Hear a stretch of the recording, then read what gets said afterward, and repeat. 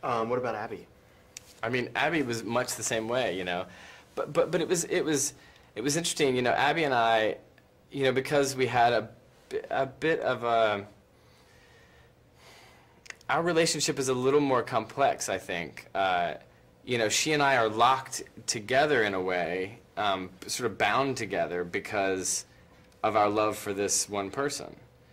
And I think we both feel maybe a little threatened by each other. I definitely know that Brown was threatened by Fanny's presence because she was sort of threatening to screw up this great, you know, working relationship as far as Brown was concerned that he had with Keats.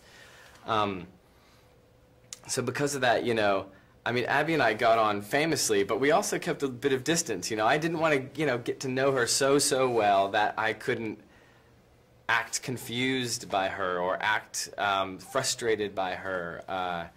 I wonder if she had the same, that she took the same tact. I mean, you know, but the overarching point is the fact that, you know, I don't think any of us, our whole crew, you know, Carrie Fox, you know, included, I don't think we could fake the kind of intimacy that I saw later when I saw the final product, you know. I think it was really nice to get in there and see that we were all there because we just loved this script and we just really wanted to see how it turned out. What was the rehearsal process like with Jane as sort of like the lone American on the set? What was the rehearsal process like? The rehearsal process was, you know, we talked through things that we wanted to, it was a lot of just sort of talking about ideas, you know, and at the same time we're all getting comfortable with each other, so it sort of serves a dual purpose. A couple of the things that we came up with were really fantastic, if I may say so.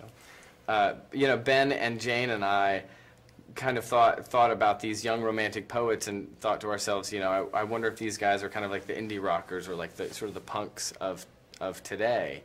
And that, you know, made this pursuit of poetry a lot more personal to me because, I mean, I know a little about poetry, but I know more about music. And all of a sudden I could view this writing of poetry in the same way that, you know, I view my favorite musicians, you know, making their music.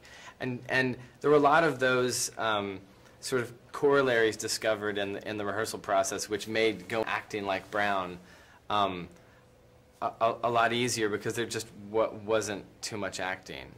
I think it's really brave that this film is out there right now because it's sort of a movie about feelings, and it seems at this point in our lives we're obsessed with intellect and economies and sort of the quantitative of the world. And I think it's so rare that a film like this comes around and really makes us stop and remember how we felt, you know, at this moment of first love and how insane that feels for everybody all the time, no matter, you know, when or where you live. Bright Star from Jane Campion, rated PG, now playing in select cities.